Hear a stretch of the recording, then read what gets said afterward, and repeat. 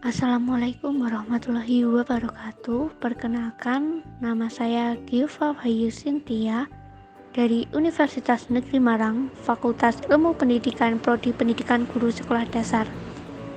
Tugas ini dibuat guna menyelesaikan tugas akhir dari mata kuliah Pendidikan Kewarganegaraan.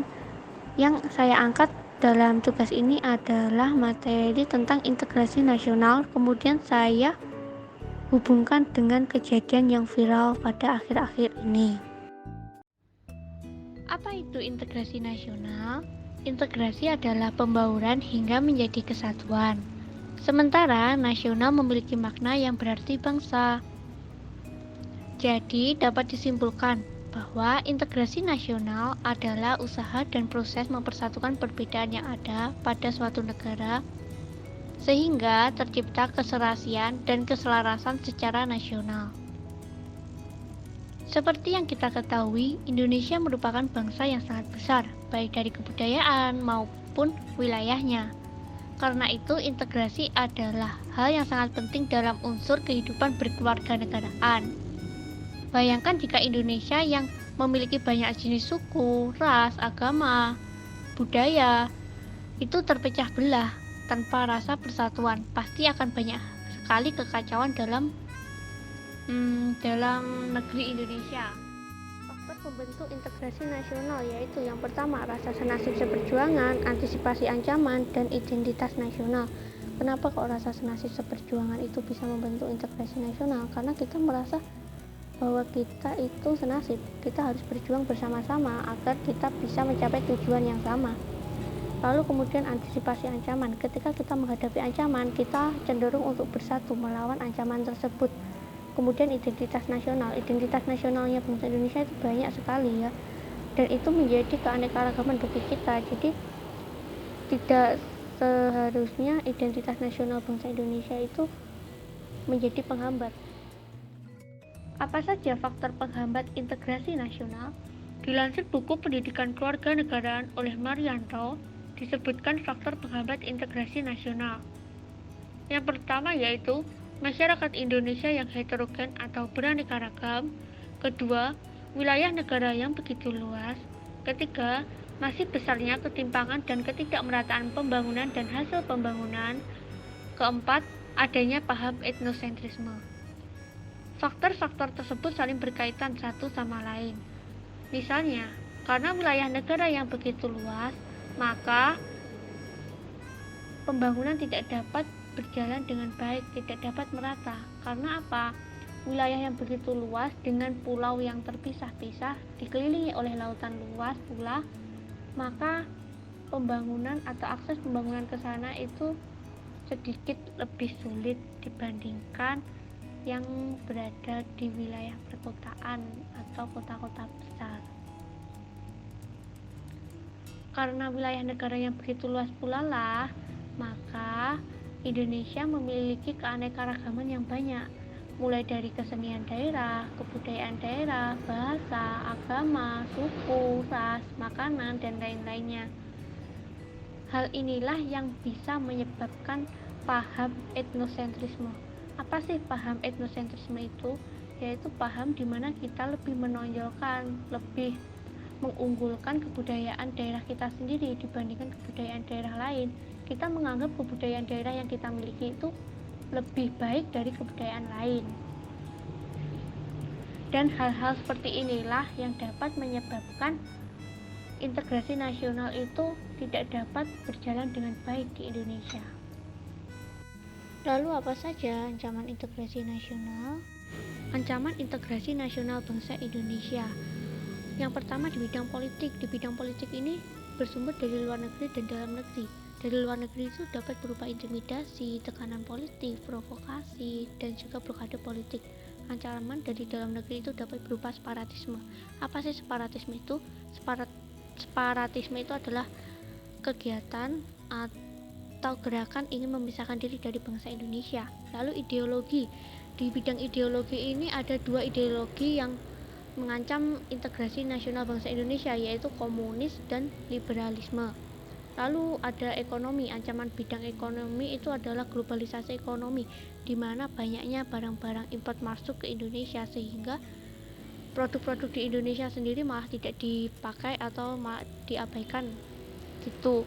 Lalu yang keempat itu adalah sosial budaya, yaitu banyaknya ancaman dari luar, itu isu-isu kemiskinan, kebodohan, keterbelakangan, ketidakpedulian yang menyebabkan gejala hedonisme, munculnya sikap individualis dan lain-lain. Dan yang saat ini yang paling sering itu adalah pertahanan dan keamanan, dan yang akan kita bahas yaitu di bidang pertahanan dan keamanan. Dapat berupa apapun, yaitu agresi, invasi, pemberontakan bersenjata, spionase, dan teror bersenjata maupun terorisme.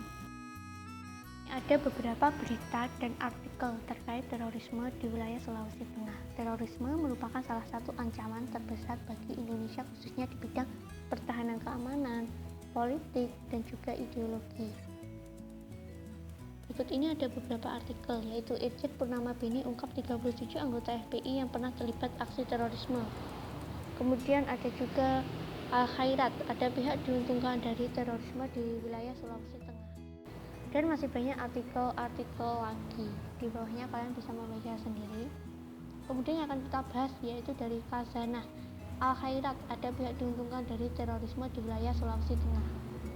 Aksi terorisme di Sulawesi Tengah bukanlah hal baru. Meski aparat berhasil menembak mati Santoso, sosok dibalik Mujahidin Indonesia Timur pada 18 Juli 2016, teror tak juga berhenti.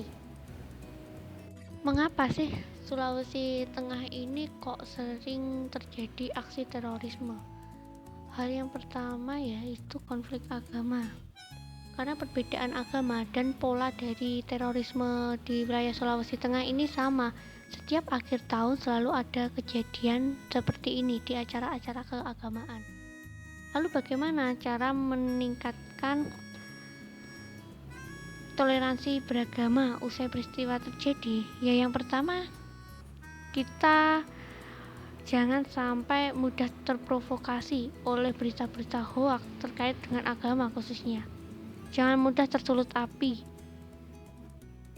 Kita perlu ambil segala tindakan dengan kepala dan hati yang dingin, percaya bahwa ada pihak-pihak tertentu yang memang ingin membuat Sulawesi Tengah ini kacau. Dilihat dari potensinya, Sulawesi Tengah ini memiliki sumber daya alam manusia yang sangat baik.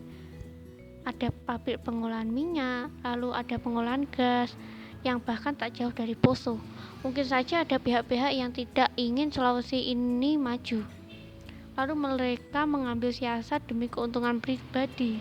Kemudian ada artikel yang kedua, yaitu Beni beberkan data 37 anggota dan ex-FPI dituding terlibat teror.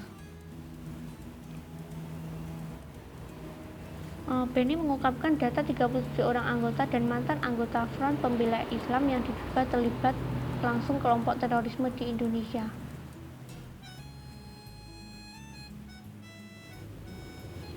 Ini berikut ini ada beberapa nama dari 37 anggota atau mantan anggota FPI yang menurutnya sempat tergabung dalam kelompok terorisme.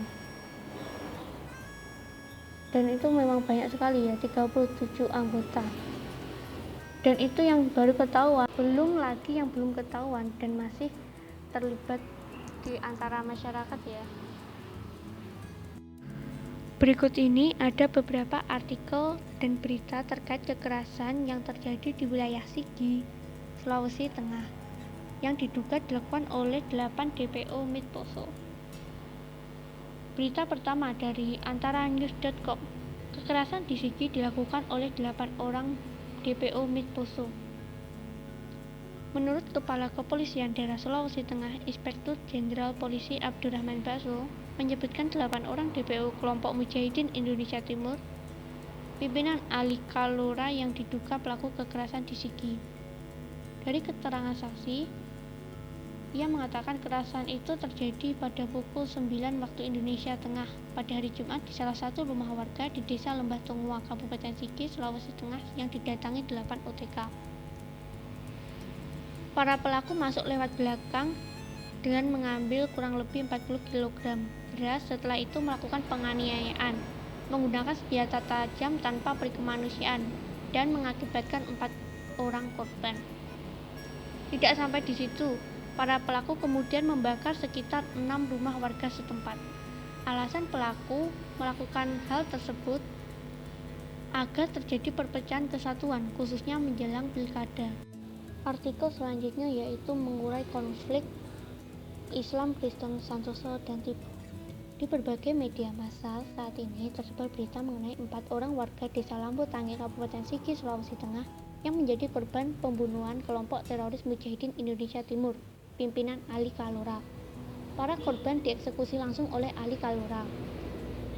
Sebenarnya konflik Poso ini terjadi semenjak bergulirnya masa reformasi yang sudah berlangsung hampir selama 22 tahun.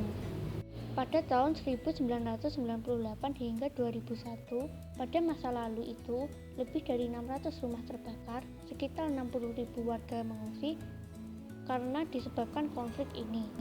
Hal ini mengakibatkan warga Islam ketakutan karena menganggap Laskar Kristen akan menghabisinya. Warga Kristen pun juga ketakutan karena menganggap Laskar Islam akan menghabisinya. Kedua warga Islam dan Kristen pun mengungsi. Demikian pula warga Hindu yang merasa berada di tengah peperangan bernuansa SARA. Sebenarnya konflik ini berawal dari masalah sepele. Saat bulan puasa Ramadan, seorang warga keturunan yang sedang mabuk membacok seorang warga yang berbeda agama di masjid. Polisi telat mengantisipasi masalah tersebut dan kerusuhan pun berbuntut panjang hingga saat ini. Berita selanjutnya yaitu dari antaranews.com. Pasukan khusus TNI pemburu kelompok Mujahidin Indonesia Timur Poso tiba di Palu. Pasukan khusus yang diturunkan dari Mabes TNI untuk memburu kelompok sipil bersenjata Mujahidin Indonesia Timur Poso, pimpinan Ali Kalora tiba di Palu, Sulawesi Tengah. Tujuan dari kedatangan tim khusus TNI ini adalah untuk mengefektifkan pengejaran, pencarian, dan penumpasan terhadap kelompok Mujahidin Indonesia Timur pimpinan Ali Kalora. Berikut ini ada video penangkapan dari 23 tersangka terduga teroris yang berada di Lampung. Video ini saya ambil dari Kompas Lampung dari YouTube. Mari kita lihat video penangkapannya bersama-sama. 23 tersangka terorisme jaringan kelompok Jamaah Islamiyah yang melakukan sejumlah aksi teror di Indonesia. 2 diantaranya yakni Zulkarnain dan Upik Lawanga yang merupakan buronan teroris paling dicari selama belasan tahun oleh Polri pasca peristiwa Bom Bali 1. Tersangka terorisme ini ditangkap oleh tim Densus 88 Anti Teror Mabes Polri di sejumlah wilayah di Provinsi Lampung dan kini seluruh tersangka teroris tersebut sudah dipindahkan ke Mabes Polri pada Selasa pagi lalu. Untuk menanggapi banyaknya tersangka teroris yang ditangkap di Provinsi Lampung, membuat sejumlah masyarakat Lampung merasa resah dan mengharapkan pemerintah serta aparat keamanan untuk bisa memperketat dalam melakukan pengawasan di tengah masyarakat. Seperti yang kita ketahui dari video tersebut bahwa Indonesia saat ini tuh sedang mengalami ancaman integrasi nasional. Bagaimana cara merawatnya? Yaitu 1. Mewujudkan dan mendalami nilai-nilai Pancasila dalam kehidupan kewarganegaraan, meningkatkan rasa nasionalisme dan rasa cinta tanah air, meningkatkan rasa toleransi antar suku, agama, dan berbudaya. Lalu selain itu ada quotes dari John Samuel Johnson, integritas tanpa pengetahuan pasti lemah dan tak berguna. Pengetahuan tanpa integritas pasti berbahaya dan mengerikan. Sekian dari saya, terima kasih. Apabila ada kurang dan lebihnya, saya mohon maaf.